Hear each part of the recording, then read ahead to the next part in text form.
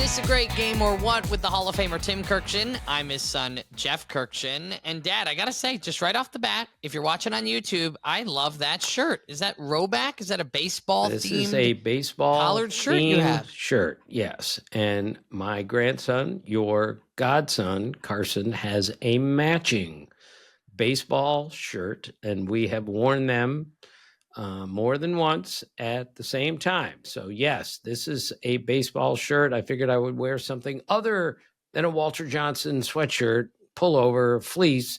So this is, I have all sorts of baseball themed shirts, Jeff. What else would I have?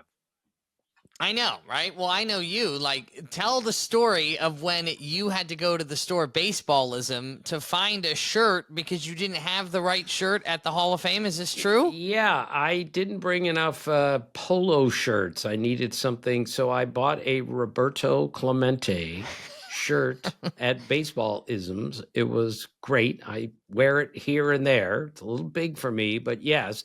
And then I went to the golf course there, leather stocking, and bought 2 other polos to get me through Hall of Fame weekend because I was so nervous I didn't pack very well. Yeah, well, I mean, that's pretty common. You and I are both throw it all in the bag and get on the road as soon as possible. I've forgotten underwear, I've forgotten socks, I've forgotten pants. So I've been there, Dad. Hey, yeah, I gotta praise you, Dad, because I get emails from our listeners, greatgameorwhat.com, members of our family who want to message us. And then I go in to respond, and you're responding constantly to people at greatgameorwhat.com. Well done, Dad. The technology is not beating you. It's Tim 1, technology 0. Way to go. It's 1,000,000 to 1, Jeff. I finally won only because you set it up on my phone. An idiot could figure out how to use this. All you have to do is hit compose, write your thing, and then hit the little arrow. It's great. So, Jeff, I've gotten some heartwarming things from our listeners and viewers. It's great. So Rob Johnson sent me this really nice email after finding out that my birthday is on December 10th, 1956. Now let's see how well you remember things, Jeff. Walter Johnson I'll died. just stop you there. Right. On December 10th, 1946. Yes, I found that very symmetrical. So now he knows what my birthday is. So he sends me this beautiful note that my daughter Caroline's birthday is also on December the 10th. And I got such a kick out of it. And then Rob wrote me back the next day and said, "This is really embarrassing. I went to Caroline and told her that Tim Kirkchin is born on the same day as you, December the 10th. And Caroline told him, "Dad, my birthday's December the 9th. No. So Rob, age 51, kind of wrote that off to getting older. He just temporarily forgot his own daughter's birthday. So I thought the story was even funnier and even more personal, that he forgot his daughter's birthday and she, without any anger, corrected him. No, it was the day before. Well, I want to shout out Chris McCarthy. He's been messaging us as well. I'm not sure if you have him on your list here, but he sent us, FYI, the 3 highest single-season pitching B WARs in the World Series era belong to Walter Johnson, and Dwight Gooden. And then he ends the message with, "Did I ever tell you I went to Dwight Gooden High School?" Yeah, I read Chris's beautiful email, and it was about the greatness of Dwight Gooden. So I'll tell Chris and you this story again, Jeff. Here's how good Dwight Gooden was. He pitched in the All-Star game, started the All-Star game, and Roger Clemens was the starting pitcher for the other team. I think this was 1986. Not important. It's right in the middle of Dwight Gooden's incredible prime. So Clemens hasn't batted since high school, because he went to the University of Texas. They had a DH in the minor leagues. So now this is the first time he's faced a pitcher since high school. And Dwight Gooden's first pitch to Roger Clemens comes in at like 97 miles an hour with incredible zoom to it. And Roger Clemens looks at the home plate umpire and says, "Do I throw that hard?" And the home plate umpire goes, "Yes, Roger, you throw that hard." And he went, "God," like, it was so important for Roger Clemens to recognize what great stuff really looked Right. like up close. And the only way to do that is to bat in a major league game. That's how great Dwight Gooden was. And Roger Clemens said that he started to throw his fastball more often, knowing if that's what it looks like, no one can hit that. So Roger Clemens's greatness continued after facing Dwight Gooden in the All-Star game. That's how great Dwight Gooden was in his prime. Also, Jeff, John Woodward, who has sent in several emails, sent me one. This is beautiful. And he wasn't being critical, but he was disappointed in my all-vowel team on Tuesday that I did not use Aurelio Rodriguez as my third baseman. I grew up watching him play. He had one of the great throwing arms of any third baseman I've ever seen. And John Woodward's point was Aurelio has all of the vowels in his first name. So we made a big deal out of Ed and Nelson Figueroa having all the vowels in their last name. Aurelio Rodriguez has them all in his first name. And I had to explain, you're right, I forgot. I've done this list before, Jeff, and I knew there was someone with all the vowels, but I've referenced Eugenio Suarez so many times for having all the vowels, and he's very much in the news today as, an active player with 40-plus homers that I just didn't even think. I just put Eugenio Suarez as our third baseman. And Aurelio Lopez, also a old Tiger reliever, had, of course, all the vowels in his first name. So thank you, John, for pointing this out. It was very instructive. I don't have any news of this sort, so don't get excited. But maybe our next kid will call Mary Louise Kirkchin. All one word. Do you think that? I mean, that's all the vowels in the first name at this point. I mean, it's better than Sequoia Kirkchin, right? There's not a lot of names I could pick here. Ophelia, maybe. Right. That could work. Right. All right. And there are not a lot of Kirkchins out there, that's for sure. So, but of course, in case anyone's wondering, Stephen Kirkchin, formerly of the Boston Globe and the Spotlight team, the greatest investigative reporter in the history of the Boston Globe, the guy that uncovered all of the huge scandal with the Catholic Church in Boston. That was my cousin, Stephen Kirkchin, that did all of that. And he used to tell me when I was a young beat writer, he says, I want to do what you do. I want to cover a baseball team for a full year. Can you imagine Stephen Kirkchin, the greatest reporter ever? He would have gotten every scoop on every game, on every player, because he knew where to look. As they used to say in Boston, the 5 worst words in the English language for corrupt people are Stephen Kirkchin is on the phone. That's how good my cousin was. All right, Dad, let's jump into the takeaways. What do you got? The Mets are suddenly scoring a bunch of runs, but more important, they have Nolan McLean on their team. He's first Met ever to win his first 4 major league starts. Even Dwight Gooden and Tom Seaver didn't do that. He's done it with a tremendously low ERA. And Tuesday night, Jeff, he got the win by retiring the final 14 batters of the game. That's how great he's been. And they also brought up Jonah Tong, young guy. So there's a chance that the Mets can make the playoffs, and I think they are, and use Nolan McLean and Jonah Tong in their rotation in October. How cool would that be if a team looked and said, all right, they're young, they're inexperienced, they don't know what they're doing, but we're going with it because they're 2 really good young arms. Well, Dad, isn't there a part, too, when it comes to a playoff run that having younger players almost makes it easier because they're so green, they don't really know the breadth, the massiveness of the moment. So they're just kind of playing baseball. A lot of people talk about, playing in a playoff game their rookie year versus their 10th season. 10th year, you feel really pressured. I finally need to win the World Series. I've been in the league 10 years. But in your first year, you're like, well, I'm just here to play baseball. I'm here to have fun. Ignorance is bliss. And some of these guys just don't even understand the pressure that they're supposed to be under. I really like where the Mets are right now. They're really starting to swing the bat. Juan Soto's been great lately. Interesting. We'll have some great pennant races to finish. So Shohei Ohtani hit home run number 100 as a Dodger, and we just need to always point out anything that Ohtani does because everything he does seems to be some sort of historic milestone. This is another one. And Jeff, I have to say, we're not critical on this show. I'm just too old to be yelling at people. But the other day, Cardinals Reds game, and Andy Van Slyke, former major leaguer, called me last night out of the blue just to tell me, did you see the infield fly rule? Well, the Reds are in the field.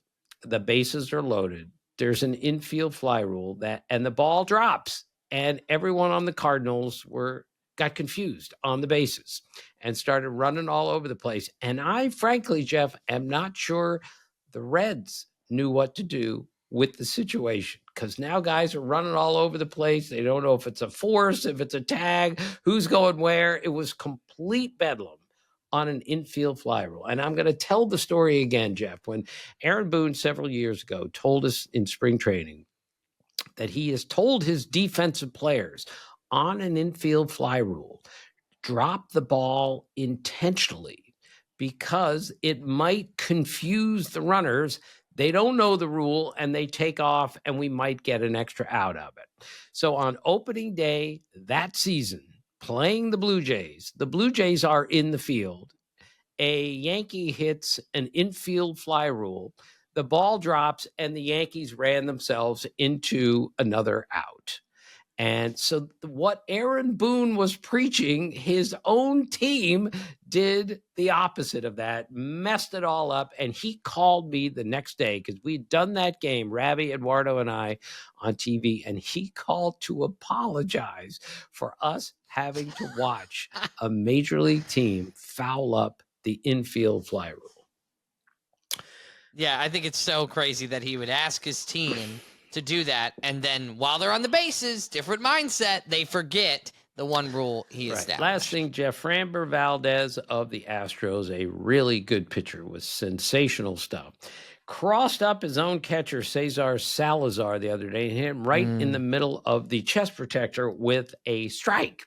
And Salazar was expecting something else, and he was given something else, and he absolutely whiffed on it. And Valdez later apologized for crossing him up. But there's some people out there that think that Valdez did this on purpose to his own catcher. Now, I'm not sure about that. I'm not going there, but I just don't understand why anyone would do that. Agreed? Yeah, well, I saw the video actually this morning, and I think a reason why a lot of people are thinking he did it on purpose is right after it happened, he had no sympathy on his face. He had nothing but kind of an angry look, right? If he had gone, like my fault, threw the wrong pitch or something like that, then you'd be like, oh my gosh, total mistake. But maybe it was because of that. Maybe it was because of a bad call earlier because of the grand slam, and the catcher said, hey, don't throw a pitch. He threw it anyway, gave up a grand slam. Could that have been a part of it? I'm not sure. I talked to two former pitchers about that, and I said, don't tell me that was intentional. And both of them said that was intentional. He did that on purpose, which, okay, that's just two guys' opinion. That doesn't mean it's right, but it's really interesting. I always go back to when Raul Ibanez, one of my favorite people ever, he was in his 20s trying to make a major league team.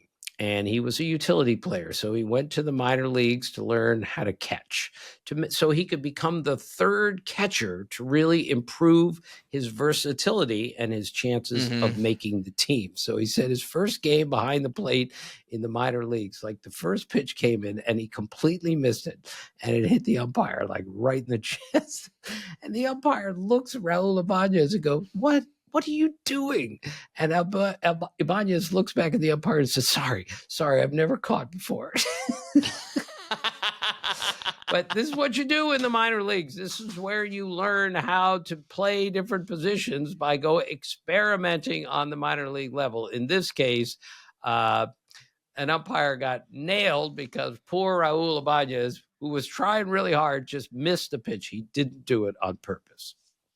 Let's walk into the Quirkins, Dad, two of which I have a couple, but I don't want to jump on any of yours. All right, well, I'll give you mine first. So you know how much I love James Wood of the Nationals. So we got to be careful with this because Kenny Wood's his dad. I played basketball with Kenny Wood for years. He's great. But James Wood now has 25 hat tricks, Jeff. So that's 25 games in which he struck out 3 or more times. So we'll call a hat trick 3 or more in baseball parlance. 3 is a hat trick, 4 is a sombrero, 5 is a golden sombrero. And do you know what a 6 is, Jeff? I told you this story once. You remember? I went to a game in Kansas City one night where Sam Horn of the Orioles, and It's a golden horn no. or the horn. Right. He struck out 6 times. So after the game, I went to Mike Flanagan of the Orioles, the late, great Mike Flanagan, said, Flanny, all right, 3 is a hat trick, 4 is a sombrero, 5 is a golden sombrero. What is a 6?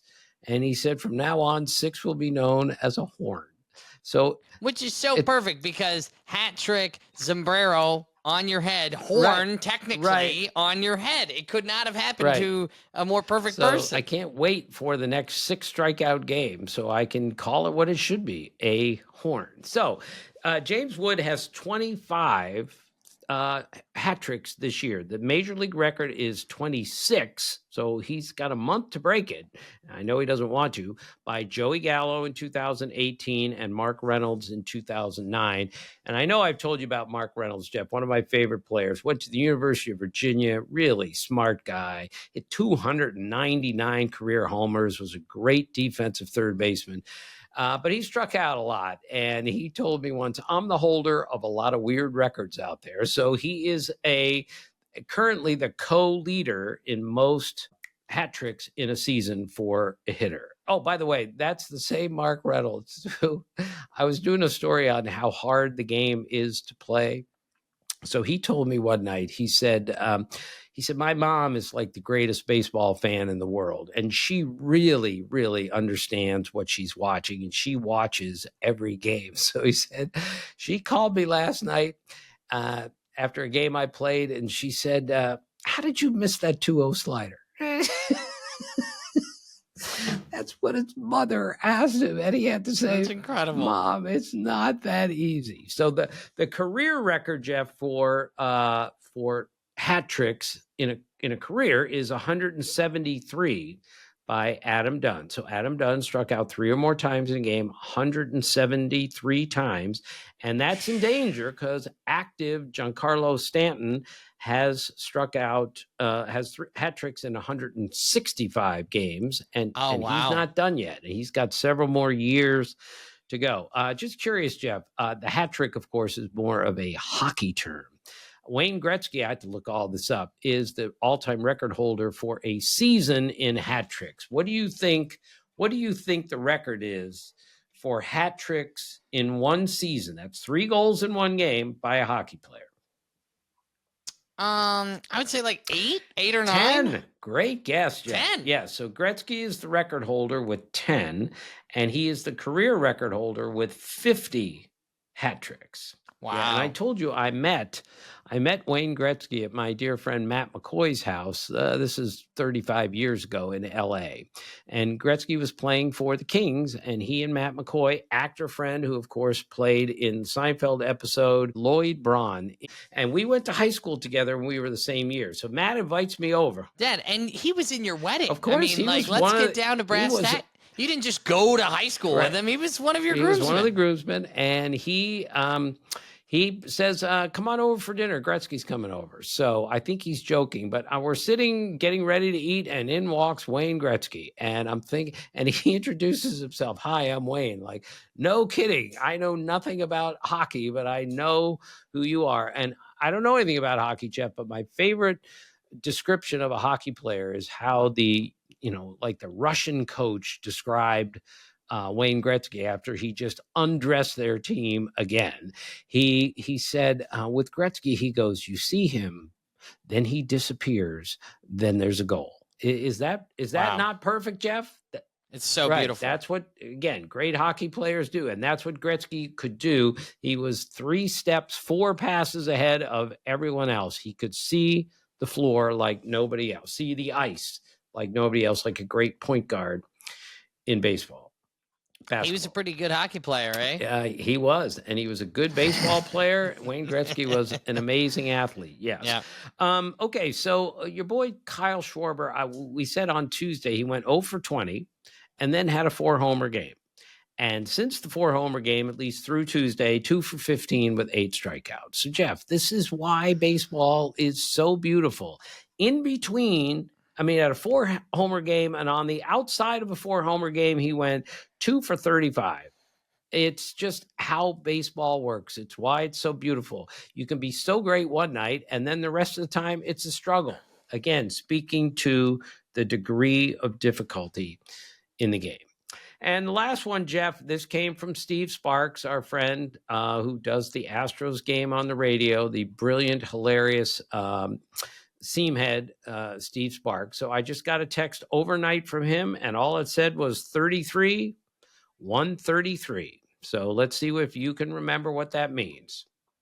That had to have been the crowd size of the game he was attendance calling, right? Of the Tuesday night Yankees Astros game, 33,133. This is what seam head Steve Sparks does. He looks and makes sure he checks the attendance every night just to see if there's fun to it. So it's a palindrome, 33, 133. And I wrote him back. I said, how many palindrome attendances have you had this year? He said, at least 3. But he's the only one paying attention to this. I love it. All right. Well, Dad, coming up next, I have 2 questions I'm going to try to spring onto you to see if they impress you at all. We're also going to do On This Date in Baseball History, featuring a special guest. So usually, always on this date, it's about a certain player. We actually have that player who's going to join us. And from Ozzy to Oral, best of all, Tim, and a team Tim to wrap up the show. It's all coming up next.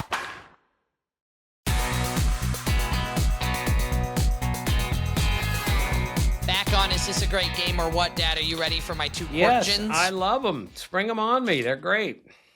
All right. Do you want to hear about the homer that should not have been a homer, or the matchup that I really enjoyed? All right, let's hear the matchup first. If it's Carson Wentz, I'm already ahead of you. No, it's not Carson Wentz. It's actually Wednesday night pitchers in the Rangers Diamondbacks game. Right. I'm calling it the fire matchup because it's Leiter against Gallon. I get it. Gallon of gas, a lighter, like that kind of vibe. Yes. Love it. That's Wednesday night. Jeff, way to go. We got some. I can't believe I got that one past you. Did you do that one, or did you get it from? That's yours. No, I found that one. All right, one. Yep. Jeff, I've corrupted you. This is great. You're thinking like me, which is not good.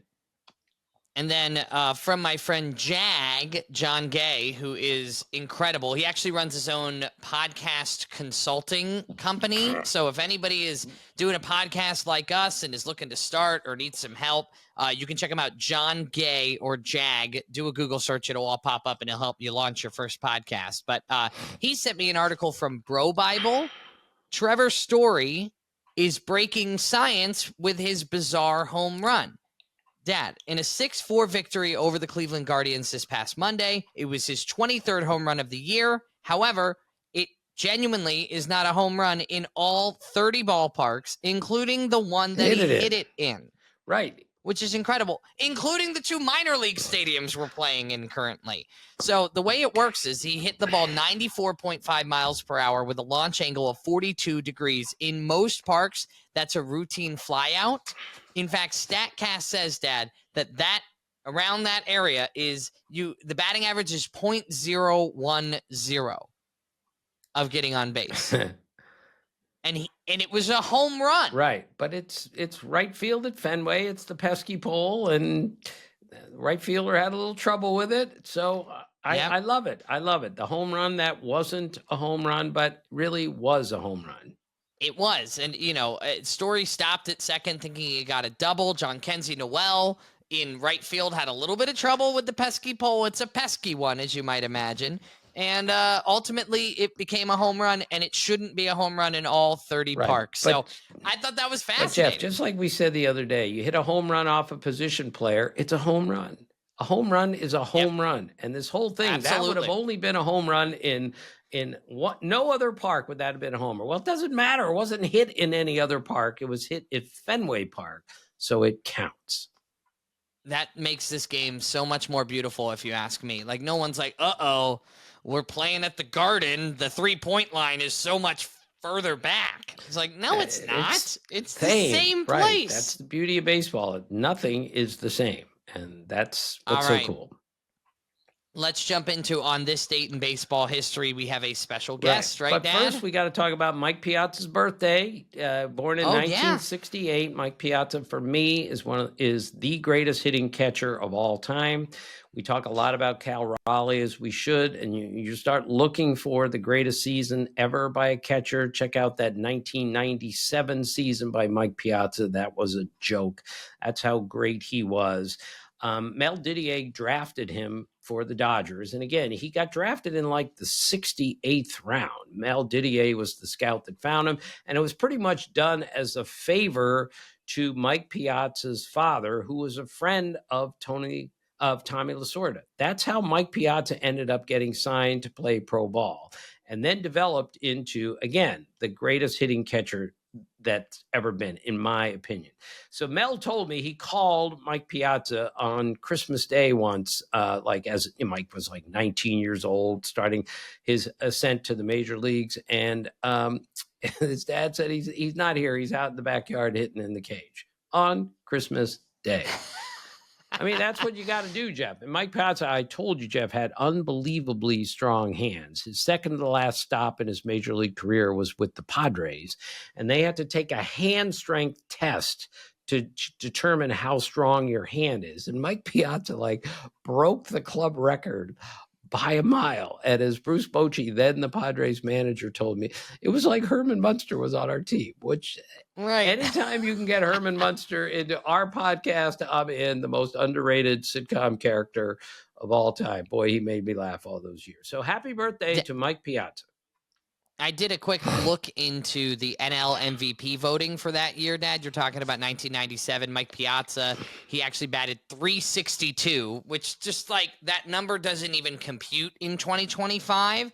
But I'm like, how does he not win the MVP? Well, and of course, I pull it up. Larry Walker added him .366, 49 home runs. It's just kind of an unbelievable 130 RBIs, 33 stolen bases. I mean, heck of a year. So, I mean, it makes sense, but boy, oh boy, is that sad to not see him win the MVP. But we could see an amazing year from a catcher this year in Cal Raleigh. Could be really, really great. Right. Okay. And on this date, Jeff, in 1993, Jim Abbott pitched a no-hitter against then the Cleveland Indians. And we have Jim Abbott talking about that right now. Well, thanks for remembering that date, Tim. That's that was a while back, but I tell you, it's a really special date for me. It was a Saturday morning. I woke up, went to the ballpark, Yankee Stadium. I hadn't had an incredible year that year with the Yankees. There was a little bit of frustration, I think, on everybody's side, and that day changed my life. It really did, and that 27th out, the connection with the Yankees organization, the connection with the city of New York even, it just turned out to be a magical thing in my life. Jim, when Matt Noakes ran to the mound to hug you that day, you looked at him, and I can't read your lips. What did you say? How about that? What do you remember what you said when Matt Noakes ran to hug you on the mound? I do remember, only because I watched it recently with our friend Jeremy Schaff. Sure. But I said, "How about that, baby?" Yeah. Or something along those lines. I think your previous start against the Indians, you got clobbered. Is that right? And then you threw a no-hitter against them. Explain the mindset between these guys crushed me the last time out, and then you threw a no-hitter. That's why I say anything can happen to McKinley, because a lot of my teammates were not expecting a no-hitter that next time out. And it was, Tim, it was a low point. I really struggled against the Indians. They were a good up-and-coming team. Right. Up and down that lineup was very strong. And I pitched against them in Cleveland, and nothing went right. I didn't pitch well. Every ground ball seemed to find a hole, and all of a sudden, I don't remember the statistics, but didn't last long that day, and I was really frustrated. I was down. I'd been traded from the Angels, which was really kind of my baseball home. I felt like I was letting the Yankee organization down a little bit. and I went running. I left the stadium. Like, you're not supposed to do that. And I put on my running clothes and I left the stadium, and we won the game. I came back, and Buck Showalter wasn't too happy with me for leaving the stadium. And, you know, the next outing out, there was a lot of talk about how poorly I had pitched in August. And, was I going to be able to hold my place in the rotation even? And so that day I went to the stadium weirdly a little bit looser. Like, the worst had happened. I felt like it, I'm not going to say rock bottom, but it felt like I had kind of bounced off the bottom a little bit, and like what more could go wrong?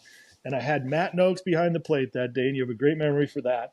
He was enthusiastic, positive guy, and we came up with a great game plan. And, things just kind of went our way that day. Hard hit balls were at somebody, and that trust finally, started to come back, and the ball came out of my hand better as the game went on. And so,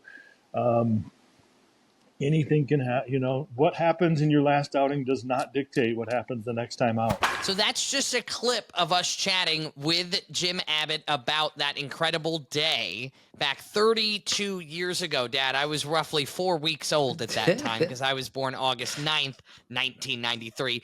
But we're excited to announce that Jim Abbott is going to be our guest next week on the podcast. So you'll get the full interview for next week. Right. Can't wait for that, because Jim Abbott is one of the most inspirational players we've ever seen, an amazing man, one of the kindest people I've ever met.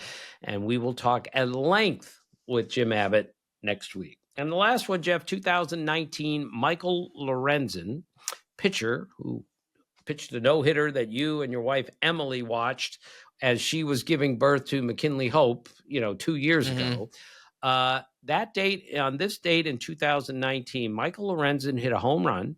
He got the victory as a pitcher, and he played center field all in the same game. And the only other person that has ever done that was Babe Ruth in 1921. And Michael Lorenzen, somebody made a real baseball card with two pictures on it, Babe Ruth and Michael Lorenzen, as a tribute to that day and that event. Wow. And all the things he did. And he looked at me and he says, can anything be better than having your own baseball card with only you and Babe Ruth on it? So cool. It's insane.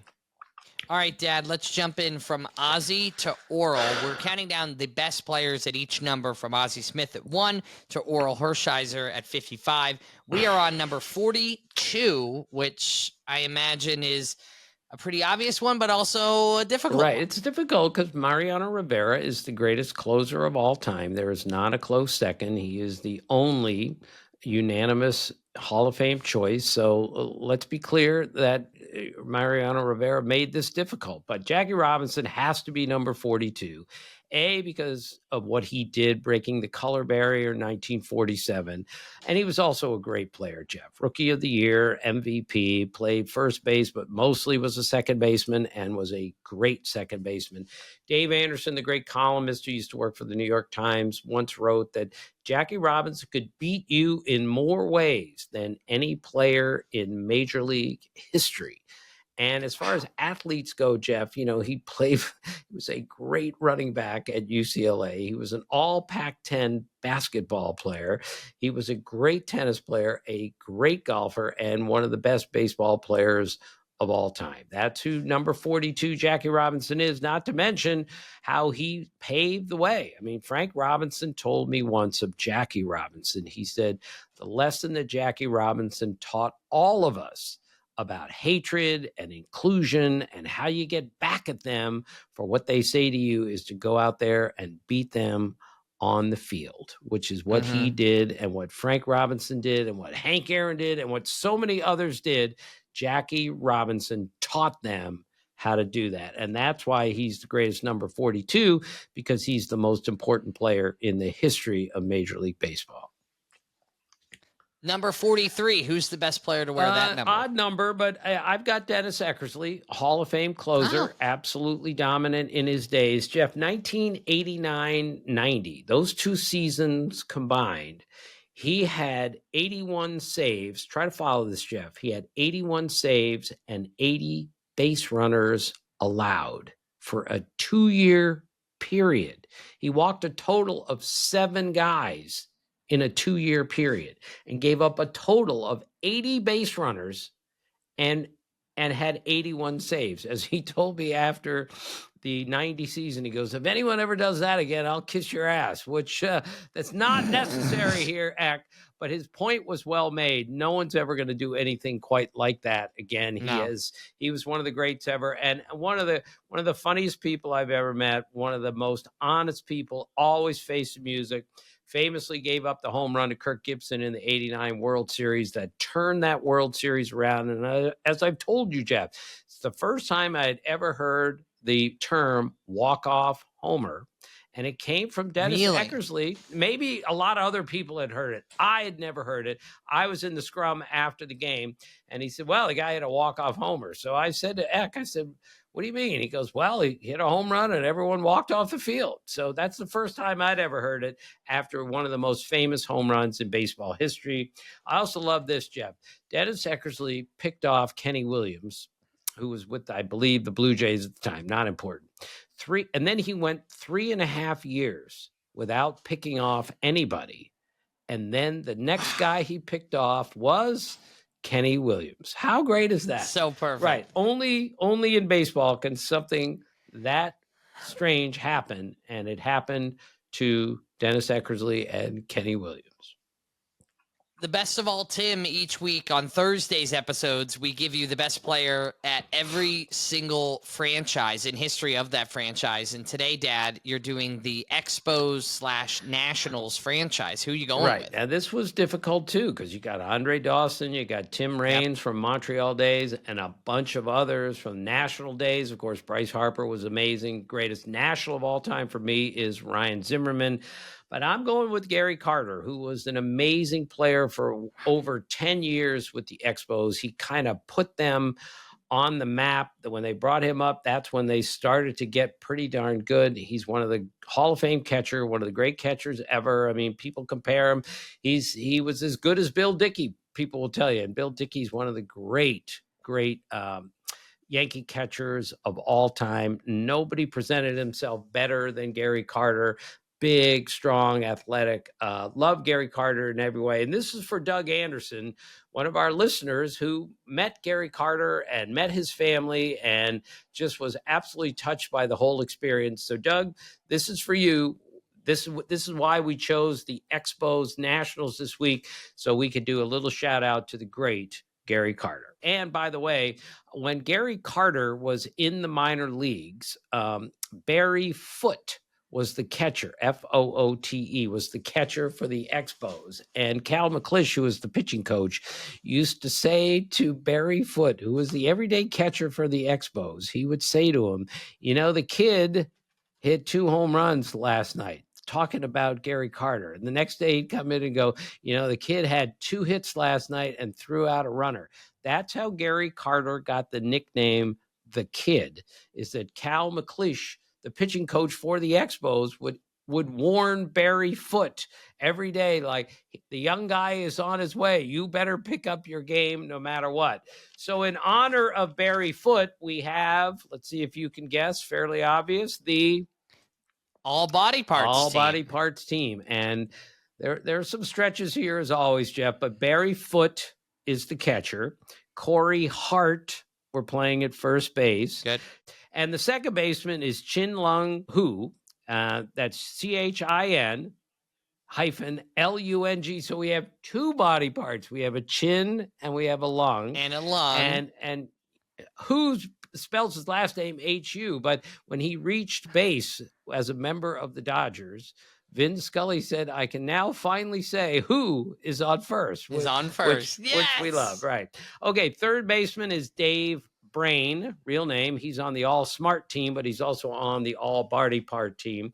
I needed a couple of nicknames because I love nicknames. These are 2 of the best. Leo the Lip DeRocher is our shortstop. Mm-hmm. Walt No Neck Williams, who I grew up watching. Walt Williams didn't have a neck. It's like they put his head on top of his shoulders. He was a really good player and really fun to watch. Shin Soo Choo, that's Shin. So we have a chin and a shin. Soo Choo is one outfielder. Jared Head is another outfielder, Head. Our pitchers are Bill Hands, who missed pitching to Barry Foote by like 2 years. The overlap just, Jeff, seriously, how good would that have been? Bill Hands pitching to Barry Foote. We just missed. Well, it would have been even better if there was a pitcher-catcher combination of Brad Hand, currently pitching in Major League Baseball, Hand and Foot. Right. Hand pitches to Foot. Right. I think that would be even better. That would be great. So we have Bill Hands as one of our pitcher, Rich Hand, singular, but it's not Hands. Can't use the same name twice. And, of course, our Hall of Fame closer, Raleigh Fingers. So that is the all body parts team. And I just love that our listeners and our viewers love this part of the show. It's now a challenge for me to come up with one for not just every Tuesday, but every Thursday also. I've had more stretches than Willie McCovey here, but we're trying, Jeff. We are trying. Well, you can always submit one, greatgameorwhat.com. If you want to chime in there, you can do so. We love hearing from you, and I know my dad has really loved being able to respond to your messages now that we figured all that out. So greatgameorwhat.com. As we mentioned earlier, next week on the show, Jim Abbott is going to be joining us. I'm so excited for that, Dad, and that's coming up next week. Dad, enjoy your weekend. Thank you, Jeff. See you soon. Thanks for listening, and as always, thanks for being a part of our family.